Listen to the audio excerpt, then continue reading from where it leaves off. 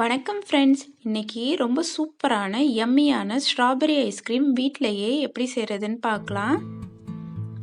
இது செய்கிறதுக்கு கொஞ்சமாக இன்னைக்கு நான் ஸ்ட்ராபெரிஸ் எடுத்திருக்கேன். இதோட இலை எல்லாத்தையும் எடுத்துட்டு இதை குட்டி குட்டி பீஸாக கட் பண்ணிக்கலாம்.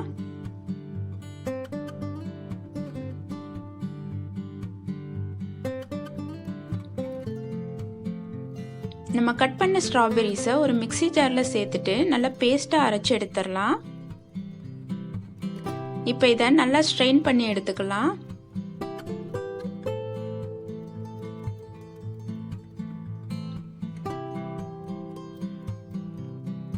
பாருங்க, நம்மளோட ஸ்ட்ராபெரி பேஸ்ட் ரெடி. எனக்கு 2 கப் அளவில் ஸ்ட்ராபெரி பேஸ்ட் கிடச்சிது. அதில் 1 கப் ஸ்ட்ராபெரி பேஸ்ட்டை ஒரு பாத்திரத்தில் சேர்த்துட்டு கூடவே 2 டேபிள் ஸ்பூன் அளவுக்கு சுகர் சேர்த்துக்கிறேன். இப்போ இதை லோ ஃப்ளேமில் வச்சு ஒரு 10 நிமிஷம் கைவிடாமல் கிளறிக்கிட்டே இருந்தோன்னா ஒரு ஜாம் கன்சிஸ்டன்சி கிடைக்கும். அதை நல்லா ஆற வச்சுட்டு நம்மளோட ஐஸ்கிரீமில் சேர்த்துக்கலாம். நான் இன்னைக்கு ஃபுட் கலர் எதுவும் சேர்க்க போகிறதில்ல. பாருங்க, இந்த மாதிரி நல்லா ஜாம் கன்சிஸ்டன்சி வந்ததுக்கு அப்புறமா இதை நல்லா ஆற விட்டுறலாம். அடுத்த ஐஸ்கிரீம் செய்யறதுக்கு கொஞ்சமாக ஐஸ் கியூப் சேர்த்துக்கிறேன். கூடவே கொஞ்சம் தண்ணி சேர்த்துக்கிறேன். இப்போ இது மேலே நம்ம எந்த பவுலில் ஐஸ்கிரீம் செய்ய போகிறோமோ அந்த பவுலை வச்சுக்கலாம். இந்த பவுலை நான் ஒரு அரை மணி நேரம் ஃப்ரீசரில் வச்சு எடுத்திருக்கேன். இதில் 1 கப் அளவுக்கு விப்பிங் க்ரீம் சேர்த்துக்கிறேன். இதை நல்லா பீட் பண்ணிக்கலாம்.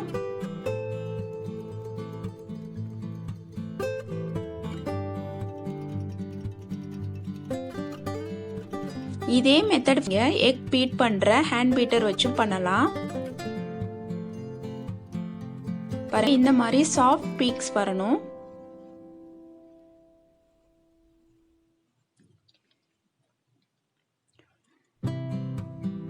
இந்த ஸ்டேஜ்ல இதுல கொஞ்சமா வெனிலா எசன்ஸ் சேர்த்துக்கலாம்.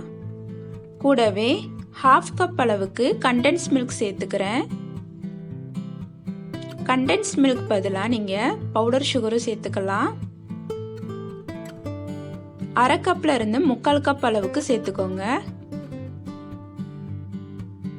இது எல்லாத்தையும் நம்ம நல்லா கலந்து விட்டுறலாம்.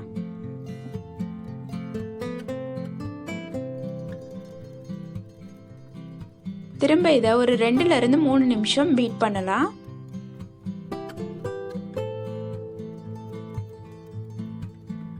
கடைசியாக இதில் நம்ம பண்ணி வச்சிருக்கிற ஸ்ட்ராபெரி பேஸ்ட்டை கொஞ்சம் கொஞ்சமாக சேர்த்துக்கலாம்.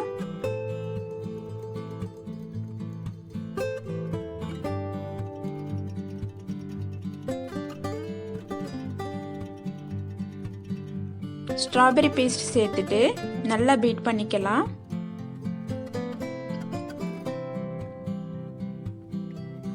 அவ்வளோதான், நம்மளோட ஸ்ட்ராபெரி ஐஸ்கிரீம் ரெடி. இப்போ இதை ஒரு பாக்ஸுக்கு மாற்றிடலாம்.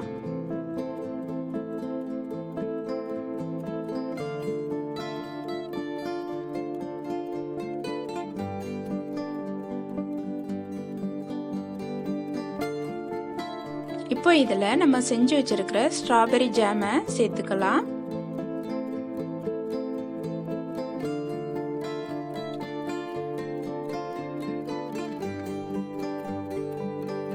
இந்த மாதிரி ஜாம் பண்ணி சேர்த்தோன்னா ஒரு டிஃப்ரெண்டான டேஸ்ட் கிடைக்கும், நல்ல கலராகவும் இருக்கும்.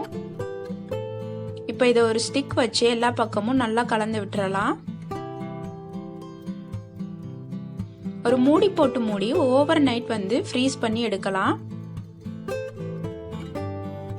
பாருங்க, நம்மளோட ஐஸ்கிரீம் ரெடியா இருக்கான்னு பார்க்கலாம். நம்மளோட ஸ்ட்ராபெரி ஐஸ்கிரீம் ரெடி.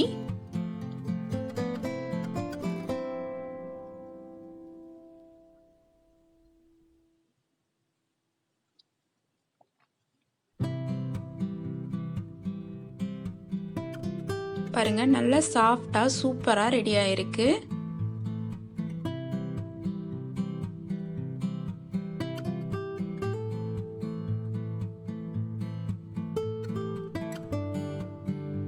இது மேலே லைட்டாக ஸ்ட்ராபெரி ஜாம் சேர்த்துக்கிறேன்.